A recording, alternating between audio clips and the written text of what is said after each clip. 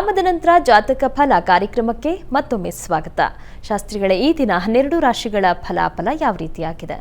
12 ರಾಶಿಗಳ ಫಲಾಫಲ ತಿಳಿಯುವ ಮುನ್ನ ಈ ಹೊತ್ತಿನ ಗ್ರಹಸ್ಥಿತಿಯನ್ನು ಗಮನಿಸ್ಕೊಳ್ಳೋದಾದರೆ ಮೇಷರಾಶಿಯಲ್ಲಿ ಗುರು ಇರತಕ್ಕಂಥದ್ದು ನೋಡ್ತಾ ಇದ್ದೀವಿ. ಇನ್ನು ವೃಷಭ ರಾಶಿಯಲ್ಲಿ ಮಾಂದಿ ಉದಯ ಆಗಿದೆ. ಕನ್ಯಾ ರಾಶಿಯಲ್ಲಿ ಚಂದ್ರ ಹಾಗೂ ಕೇತುಗಳ ಯುತಿಯನ್ನು ಗಮನಿಸ್ತಾ ಇದ್ದೀವಿ. ಇನ್ನು ಮಕರ ರಾಶಿಯಲ್ಲಿ ಶುಕ್ರ ಮತ್ತು ಅಲ್ಲಿ ಕುಜರ ಯುತಿಯನ್ನು ನೋಡ್ತಾ ಇದ್ದೀವಿ. ಇನ್ನು ರವಿ, ಬುಧ ಹಾಗೂ ಶನೈಶ್ಚರನನ್ನು ಕಾಣಬಹುದು, ಅದು ಕುಂಭರಾಶಿಯಲ್ಲಿ.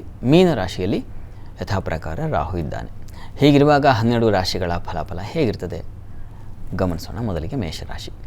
ಮೇಷರಾಶಿಯವರಿಗೆ ದಿವಸ ಆಹಾರ ವ್ಯತ್ಯಾಸ ಮಾಡಿಕೊಳ್ತೀರಾ. ಸ್ತ್ರೀಯರಿಗೆ ಕುಟುಂಬದಲ್ಲಿ ಸ್ವಲ್ಪ ಮನಸ್ತಾಪಗಳು ಉಂಟಾಗುವ ಸಾಧ್ಯತೆಯನ್ನು ಸೂಚಿಸ್ತಾ ಇದೆ. ಹೀಗಾಗಿ ಮಾತಿನ ವಿಚಾರದಲ್ಲಿ ಸ್ವಲ್ಪ ಹುಷಾರಾಗಿರಿ. ಇನ್ನು ವಿದ್ಯಾರ್ಥಿಗಳಿಗೆ ಸ್ವಲ್ಪ ತೊಂದರೆ ಇದೆ. ಮನೆಯಲ್ಲಿ ವಾತಾವರಣ ಹಾಳಾಗುತ್ತೆ. ಶಾಲೆಯಲ್ಲೂ ನಿಮಗೆ ಅಷ್ಟು ಸಮಾಧಾನ ಇರೋಲ್ಲ. ಒಂದು ರೀತಿ ಈ ದಿವಸ ಅಸಮಾಧಾನದ ದಿನ ವಿದ್ಯಾರ್ಥಿಗಳಿಗೆ. ಇನ್ನು ಬ್ಯಾಂಕ್ ವ್ಯವಹಾರಗಳಲ್ಲಿ ಇರತಕ್ಕಂಥವರು ಸ್ವಲ್ಪ ಹುಷಾರಾಗಿರಿ. ಮೈಯೆಲ್ಲ ಕಣ್ಣಾಗಿರಬೇಕು ಈ ದಿವಸ. ಇನ್ನು ಉಳಿದ ಹಾಗೆ ಈ ದಿವಸ ಆರೋಗ್ಯದಲ್ಲಿ, ಸ್ತ್ರೀಯರ ಆರೋಗ್ಯದಲ್ಲಿ ಸ್ವಲ್ಪ ವ್ಯತ್ಯಾಸ ಆಗುವ ಸಾಧ್ಯತೆ ಇದೆ. ಆರೋಗ್ಯ ಮತ್ತು ಹಣಕಾಸು ಎರಡು ವಿಚಾರದಲ್ಲಿ ಬಹಳ ಎಚ್ಚರಿಕೆ ಬೇಕು. ಈ ದಿವಸ ಒಂದು ಅನ್ನಪೂರ್ಣೇಶ್ವರಿ ಪ್ರಾರ್ಥನೆ ಮಾಡಿ, ಹಣಕ್ಕಾಗಿ ಮಹಾಲಕ್ಷ್ಮಿ ಸನ್ನಿಧಾನದಲ್ಲಿ ಪುಷ್ಪಾರ್ಚನೆ ಮಾಡಿಸಿ. ಇನ್ನು ವೃಷಭ ರಾಶಿಯವರಿಗೆ ಈ ದಿವಸ ಜನ್ಮದಲ್ಲಿ ನೋಡಿ ಮಾಂದಿ ಉದಯ ಆದರೂ ಸ್ವಲ್ಪ ತಲೆ ಸಿಡಿತ, ತಲೆಭಾರ, ತಲೆನೋವು ಈ ಥರದ್ದು ಒಂದು ಸಮಸ್ಯೆಗಳು ಕಾಡುತ್ತೆ. ಅದರ ಹೊರತಾಗಿ ಹೈಯರ್ ಸ್ಟಡೀಸ್ ಮಾಡೋರಿಗೆ ತುಂಬ ಚೆನ್ನಾಗಿದೆ. ಸ್ವಲ್ಪ ಮನಸ್ಸು ಚಂಚಲವಾಗುತ್ತೆ, ಹುಷಾರಾಗಿರಿ. ಆದರೆ ಚಂದ್ರನ ಬಲ ಚೆನ್ನಾಗಿರೋದ್ರಿಂದಾಗಿ ನೀವು ತೊಡಕಿನಿಂದ ಬಿಡಿಸ್ಕೊಳ್ತೀರ.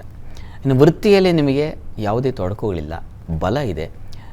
ನಿಮ್ಮ ಕೆಲಸಗಳು ಸುಲಭವಾಗಿ ಸುಲಲಿತವಾಗಿ ಸಾಗುತ್ತೆ, ಯೋಚನೆ ಬೇಡ.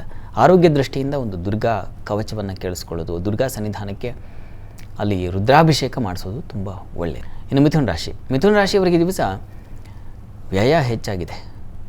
ವಿಪರೀತವಾದ ಖರ್ಚು ನಿಮ್ಮನ್ನು ಹೈರಾಣು ಮಾಡಿಬಿಡುತ್ತೆ ಈ ದಿವಸ. ಮತ್ತು ಬಂಧುಗಳ ವಿಚಾರದಲ್ಲಿ, ತಾಯಿಯ ಬಂಧುಗಳು ಮುಖ್ಯವಾಗಿ ತುಂಬ ಹುಷಾರಾಗಿರಬೇಕು. ಅವರಿಗೆ ಸಲಹೆ ಇತ್ಯಾದಿ ಕೊಟ್ಟರೆ ಅದು ವ್ಯತಿರಿಕ್ತವಾಗಿ ಅರ್ಥ ಮಾಡ್ಕೊಳ್ತಾರೆ. ನೀವು ಪಾಪ ಒಳ್ಳೆಯದಕ್ಕೆ ಹೇಳಿದ್ರು ಅವ್ರು ಅರ್ಥ ಮಾಡ್ಕೊಳ್ಳೋದು ಬೇರೆ ಥರ ಆಗಿಬಿಡುತ್ತೆ. ಇನ್ನು ಕೆಲಸದಲ್ಲಿ ಏನೂ ತೊಡಕಿಲ್ಲ, ಅನುಕೂಲಕರ ವಾತಾವರಣ ಇರ್ತದೆ, ಯೋಚನೆ ಬೇಡ. ಈ ದಿವಸ ಈ ವ್ಯಯ ನಿವಾರಣೆಗೆ ಮಹಾಲಕ್ಷ್ಮಿ ಸನ್ನಿಧಾನದಲ್ಲಿ ಕ್ಷೀರಾಭಿಷೇಕ ಮಾಡಿಸಿ. ಇನ್ನು ಕರ್ಕಟಕ ರಾಶಿಯವರಿಗೆ ದಿವಸ ಲಾಭದಾಯಕವಾಗಿದೆ. ವ್ಯಾಪಾರಿಗಳಿಗೆ ವಿಶೇಷವಾದ ಲಾಭ ಕಾಣಲಿಕ್ಕೆ ಅವಕಾಶ ಇದೆ. ವಿದೇಶ ವಹಿವಾಟಿನ ಲಾಭ ಚೆನ್ನಾಗಿರ್ತದೆ. ಅಣ್ಣಂದಿರು, ಅಕ್ಕಂದಿರು ಇವರಿಂದ ಒಂದು ಒಳ್ಳೆಯ ಸಲಹೆ ಸಿಗುತ್ತೆ, ಮಾರ್ಗದರ್ಶನ ಸಿಗುತ್ತೆ. ಈ ದಿವಸ ಸಹೋದರಲ್ಲೂ ಕೂಡ ಒಂದು ಒಳ್ಳೆಯ ವಾತಾವರಣ, ಮನಸ್ಸಿಗೆ ಸಮಾಧಾನತೆ ಎಲ್ಲ ಇದೆ. ವೃತ್ತಿಯಲ್ಲೂ ಅನುಕೂಲ ಇದೆ, ಆತಂಕ ಬೇಡ. ಈ ದಿವಸ ಪ್ರಾರ್ಥನೆಗೆ ಇಷ್ಟ ದೇವತಾ ಆರಾಧನೆ ಮಾಡಿ, ಗಣಪತಿ ಪ್ರಾರ್ಥನೆ ಮಾಡಿಕೊಂಡ್ರೆ ಬಹಳ ಒಳ್ಳೆಯದು. ಇನ್ನು ಸಿಂಹರಾಶಿಯವರಿಗೆ ದಿವಸ ಆಹಾರ ವ್ಯತ್ಯಾಸ ಮಾಡ್ಕೊಳ್ತೀರ, ನೀರಿನ ವ್ಯತ್ಯಾಸ ಆಗುತ್ತೆ. ಮತ್ತು ವೃತ್ತಿಯಲ್ಲಿ ಪರಿಶ್ರಮ ಹೆಚ್ಚಾಗುತ್ತೆ. ಕೆಲಸದಲ್ಲಿ ಒತ್ತಡ ಇದೆಯಲ್ಲ, ವರ್ಕ್ ಪ್ರೆಷರ್ ಅಂತೀವಲ್ಲ, ಅದು ನಿಮ್ಮನ್ನು ಸ್ವಲ್ಪ ಹೈರಾಣು ಮಾಡುತ್ತೆ. ಮತ್ತು ಕಿರಿಕಿರಿಯೂ ಇದೆ. ನಿಮ್ಮ ಸಹೋದ್ಯೋಗಿಗಳು ಅಥವಾ ಇನ್ಯಾವುದಕ್ಕೆ ಬಂದಿರ್ತಕ್ಕಂಥ ಕೆಲಸವೇ ಆ ಥರದೊಂದು ಕಿರಿಕಿರಿಯ ಒಂದು ಲಕ್ಷಣ. ತಪ್ಪದೆ ಗಣಪತಿ ಸನ್ನಿಧಾನಕ್ಕೆ ಗರಿಕೆ ಸಮರ್ಪಣೆ ಮಾಡಿ ಕೆಲಸಕ್ಕೆ ಹೋಗಿ ಅನುಕೂಲ ಆಗುತ್ತೆ. ಇನ್ನು ಕನ್ಯಾ ರಾಶಿಯವರಿಗೆ ಈ ದಿವಸ ಆರೋಗ್ಯದಲ್ಲಿ ವ್ಯತ್ಯಾಸ ಸೂಚಿಸ್ತಾ ಇದೆ. ಆದರೆ ಲಾಭ ಇದೆ, ತುಂಬ ಚೆನ್ನಾದ ಲಾಭವನ್ನು ಗಳಿಸ್ತೀರ. ಅದರಲ್ಲೂ ಸ್ತ್ರೀಯರು ಏನಾದರೂ ವ್ಯವಹಾರ ಮಾಡ್ತಾಯಿದ್ರೆ ಲಾಭದಾಯಕವಾಗಿದೆ.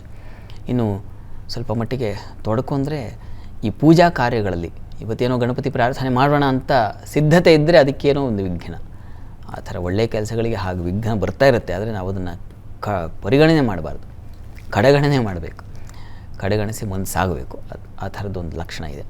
ಉಳಿದ ಹಾಗೆ ವೃತ್ತಿಯಲ್ಲಿ ಅನುಕೂಲ ಇದೆ. ಬೌದ್ಧಿಕ ಬಲ, ಅದರಿಂದ ಸಾಧನೆ ಮಾಡ್ತೀರಾ, ಅನುಕೂಲ ಇದೆ. ಪ್ರಾರ್ಥನೆಗೆ ನೀವು ಕೂಡ ಗಣಪತಿ ಸನ್ನಿಧಾನಕ್ಕೆ ಬೆಲ್ಲ ಸಮರ್ಪಣೆ ಮಾಡಿ, ಅನುಕೂಲ ಆಗುತ್ತೆ. ಸರಿ ಶಾಸ್ತ್ರಿಗಳೇ, ಇನ್ನುಳಿದ ರಾಶಿಗಳ ಬಗ್ಗೆ ಮಾಹಿತಿಯನ್ನು ಕೇಳಿ ಪಡೆದುಕೊಳ್ತೀನಿ. ವೀಕ್ಷಕರೇ, ಇನ್ನುಳಿದ ರಾಶಿಗಳ ಫಲಾಫಲ ವಿರಾಮದ ನಂತರ.